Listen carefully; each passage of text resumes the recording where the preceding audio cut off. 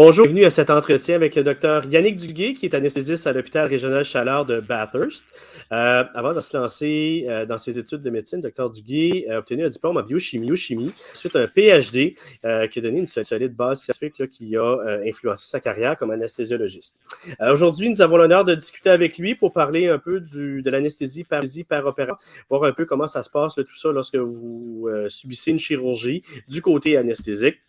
Et docteur Duguay, bien évidemment, est reconnu pour cette partie, vu que c'est son domaine. Fait qu'on est vraiment impatient d'entendre ce qu'il a à nous dire sur ce sujet-là. Puis aussi, je connais docteur depuis le début de la médecine. En fait, on a fait de la médecine ensemble à l'Université Laval. Donc, docteur Duguay, bonjour. Bonjour. Merci, et ça fait plaisir qu'on se passe cet après-midi. Pour commencer, on va y aller vraiment des thèmes un peu plus généraux. On va aller ça vers une discussion. Est-ce que tu peux nous expliquer, par exemple, quand on planifie une chirurgie, on envoie notre booking là, à la salle d'opération, comment ça se passe de votre côté pour le patient? En fait, il y a deux processus différents pour l'évaluation en pré-anesthésique qu'on appelle.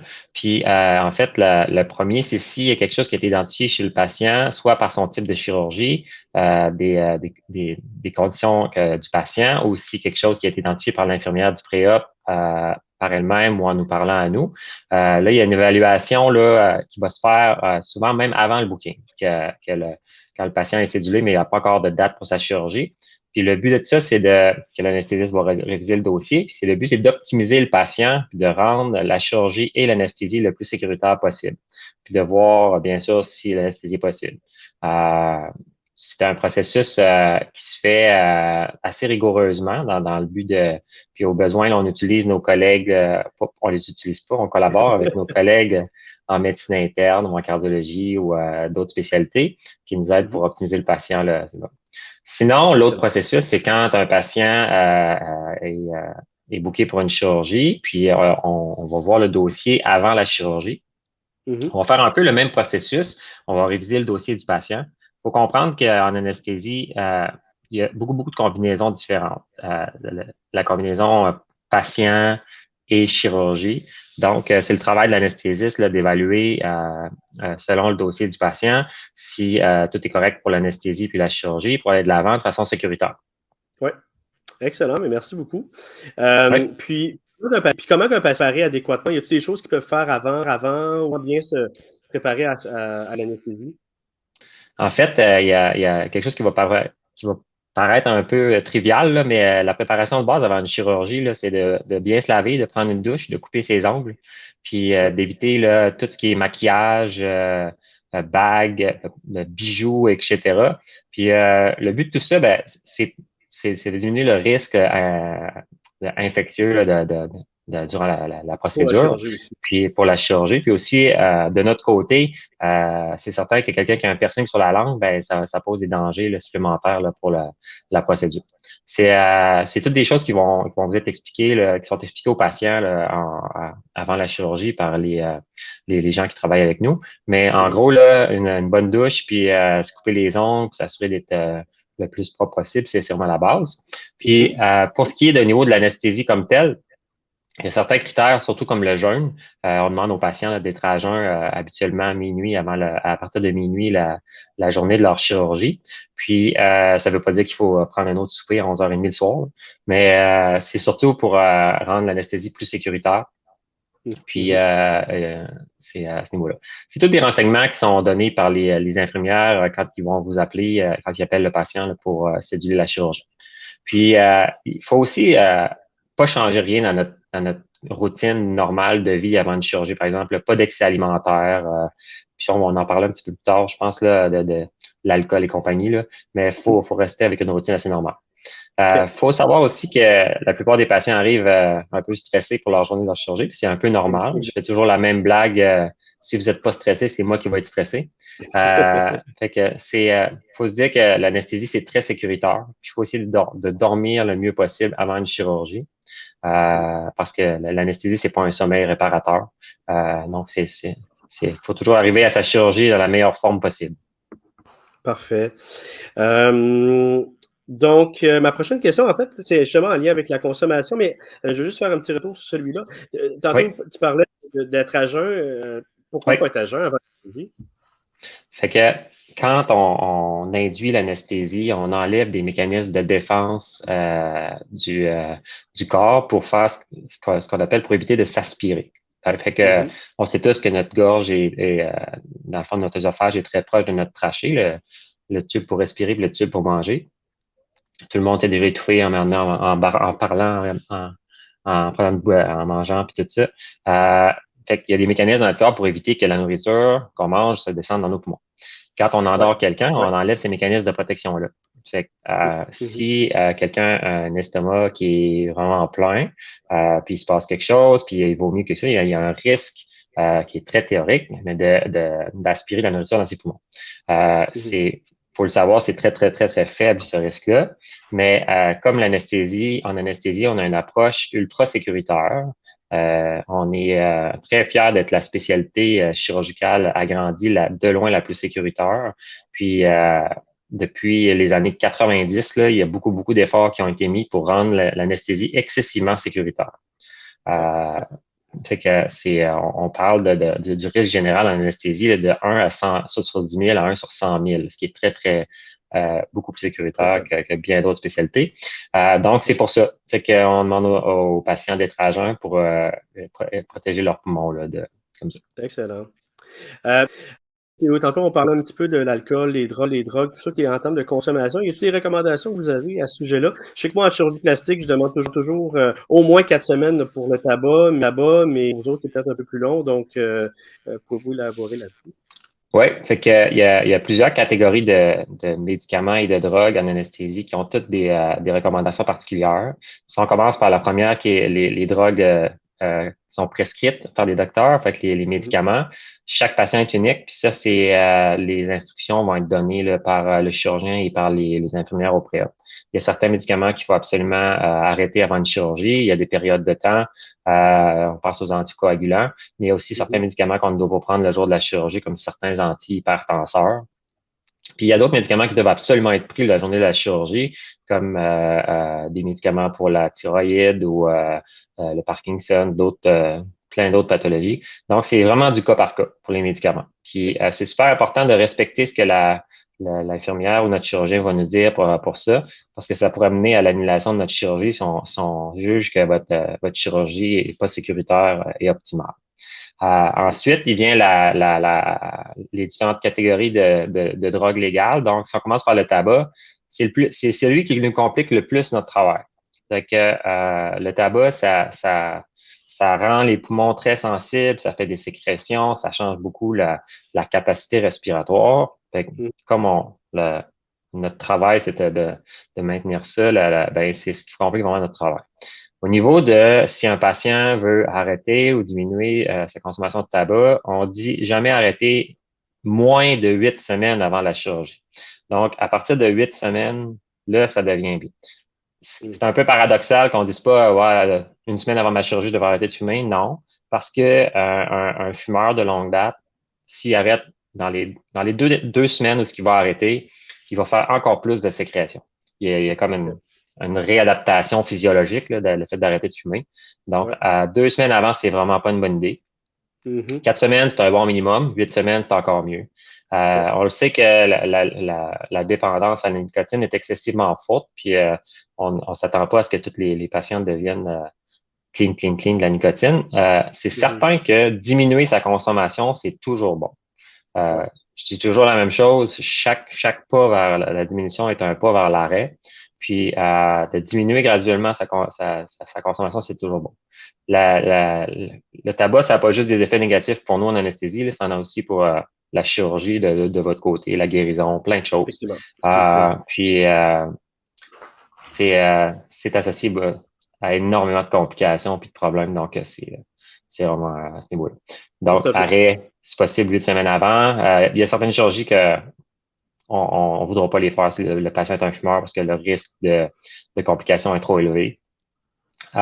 Puis, si on parle de la caféine aussi est une drogue très addictive avec un sevrage qui va venir très rapidement. Donc, on demande aux gens de ne pas changer leurs habitudes de caféine actuellement. OK. Puis, si vous avez une consommation qui est très grande, il faut le mentionner à votre anesthésiste si on est capable de s'habituer à ça. Le matin de la chirurgie, si vous êtes un très grand buveur de café puis que vous ressentez déjà là, des effets du sevrage de la caféine, tremblement, là, excitabilité, c'est une bonne idée de le dire à votre anesthésiste. On est toujours capable de vous donner un comprimé de caféine OK.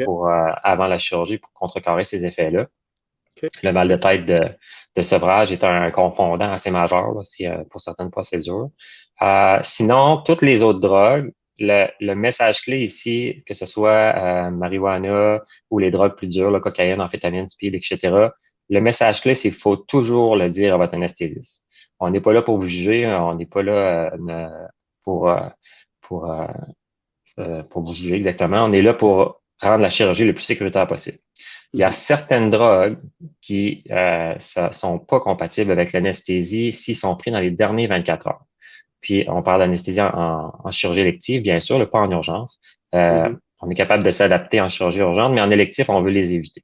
Puis ça, c'est toute la catégorie des stimulants. Fait, cocaïne, speed, amphétamine, c'est des drogues qui sont non compatibles avec l'anesthésie parce que ça peut provoquer des crises hypertensives. Puis, c'est un risque qui est non nécessaire pour une chirurgie élective. Absolument. Fait qu'on demande 24 heures d'abstinence à 24 heures à 48 heures à ce niveau-là.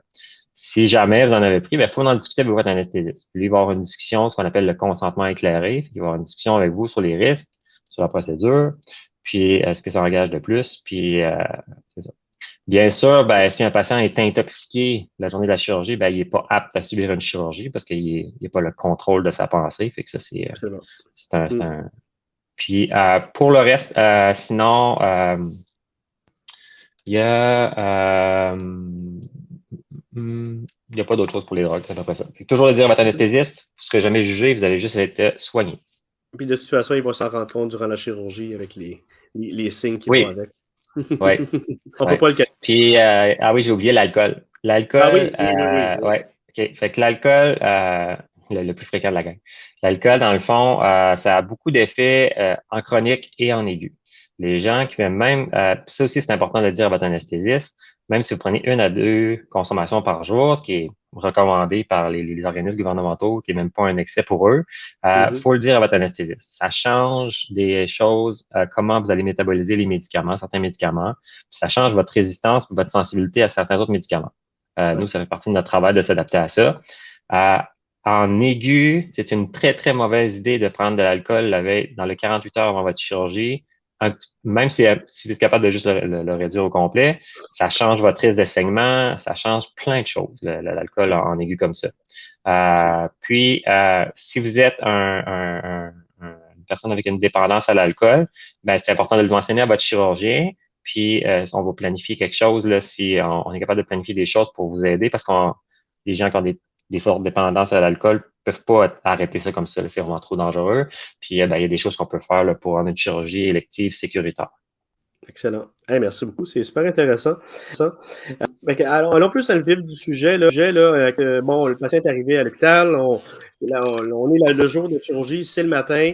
Euh, comment ça se déroule la journée? Parce qu'il y a des gens qui l'ont, peut-être qui vont nous écouter, qui n'ont jamais eu de chirurgie, ils en ont une de prévue. Oui. C'est stressant tout ça. Puis le but, un peu, en fait, c'est un peu de déstresser, démystifier un peu comment ça se passe. Comment ça se déroule? Donc, la première chose, c'est que vous allez être appelé à l'avance pour votre chirurgie. Tu sais, des fois, il y a des gens qui sont frustrés de ça, ils disent, écoute, donc, pourquoi vous m'avez appelé 4 heures avant ma chirurgie? Il y a quelque chose il y a rien qui est absolu en médecine, mais quelque chose qu'on sait vraiment, c'est qu'on peut rien prévoir. Fait que nos listes opératoires sont prévues avec des heures, avec selon des temps normaux de chirurgie. Mais il peut toujours arriver des petites choses qui font que vous êtes soit plus vite ou moins vite. La plupart du temps, ça peut rassurer les gens, on finit toujours nos programmes opératoires dans les temps prévus. Mais c'est pour ça qu'on vous demande d'arriver à l'avance, parce que on voudrait surtout pas que s'il s'est passé quelque chose, qu'on a dû annuler une chirurgie, puis qu'on est à 1 heure d'avance, que vous soyez pas présent, puis prêt.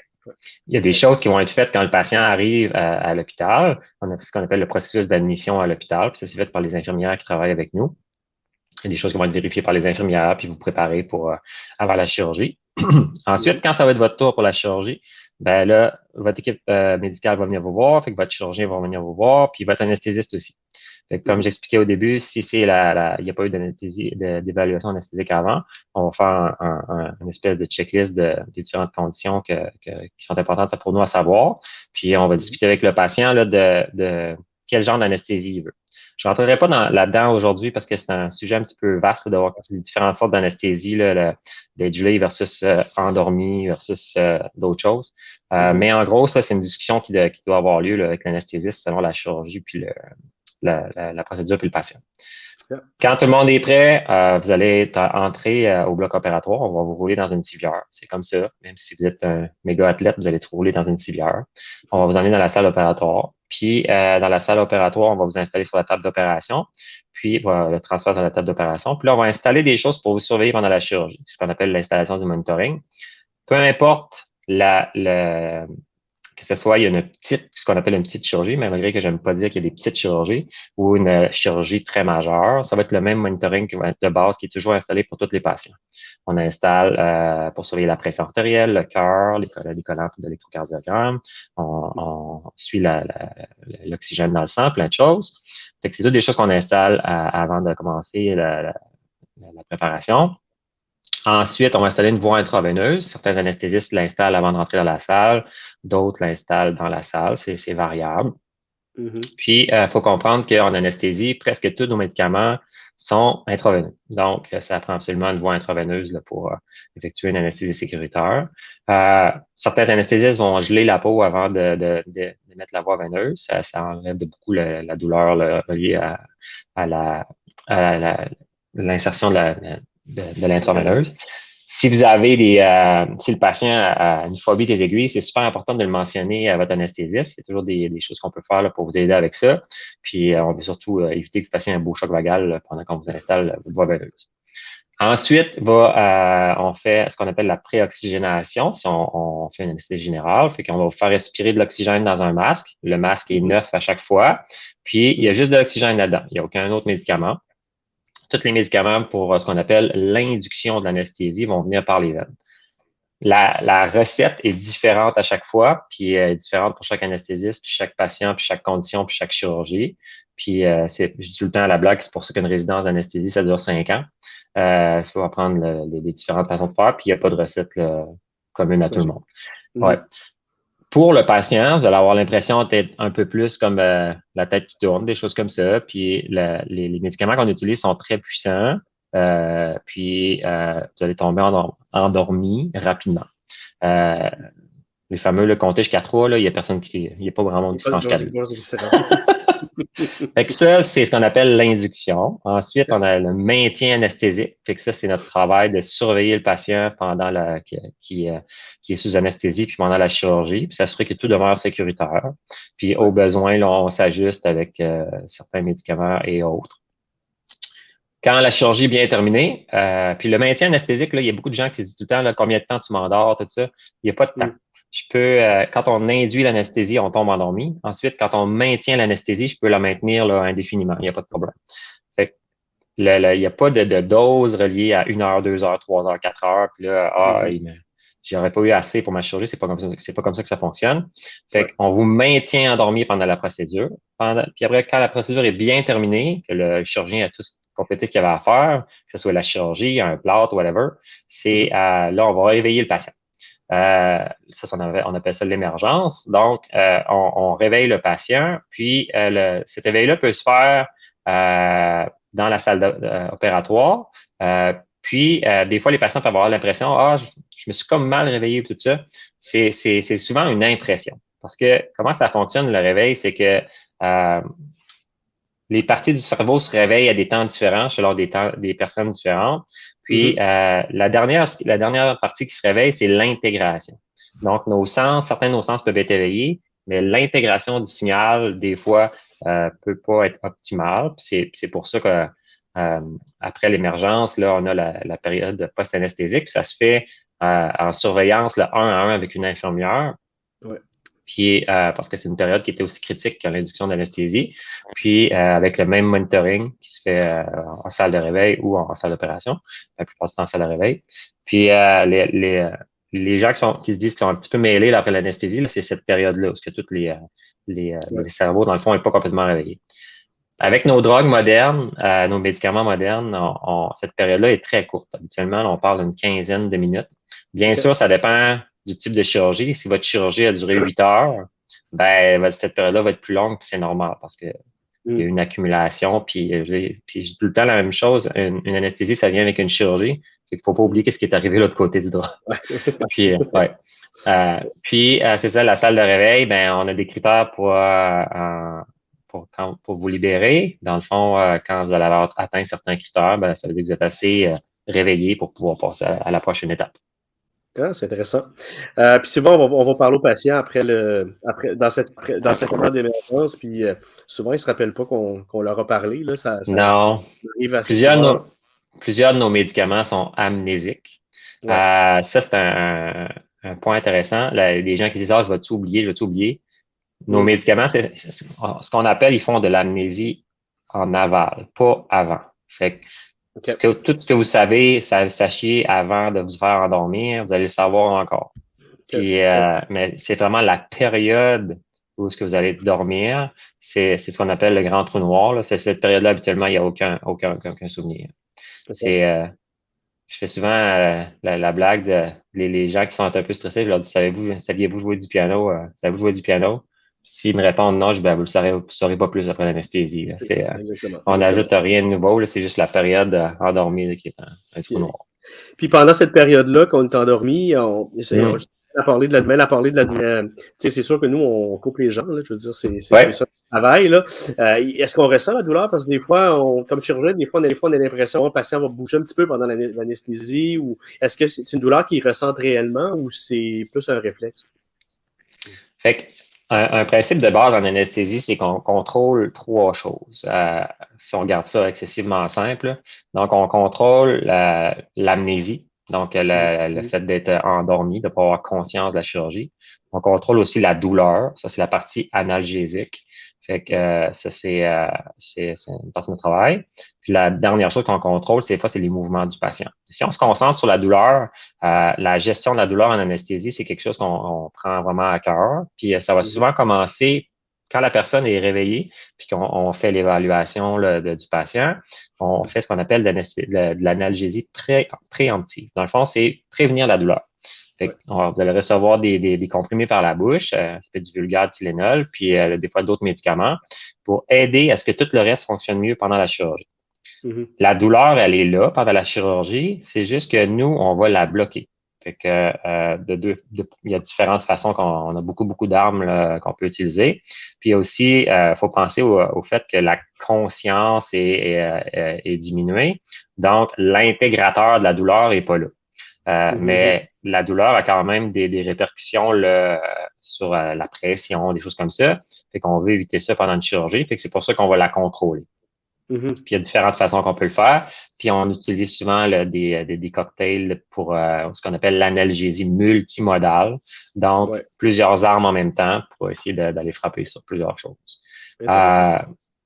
Puis on va ajuster les doses pour chaque personne. Tout le monde est différent, chaque chirurgie est différente. Il y a des chirurgies qui sont plus stimulantes, puis il y a des chirurgies qui sont moins stimulantes. Il y a des patients qui sont plus stimulés, moins stimulés. Puis il y a des choses... c'est une partie de notre travail qui demande le plus d'adaptation au courant de la chirurgie. Puis c'est pour ça que on est présent durant la chirurgie pour surveiller tout ça.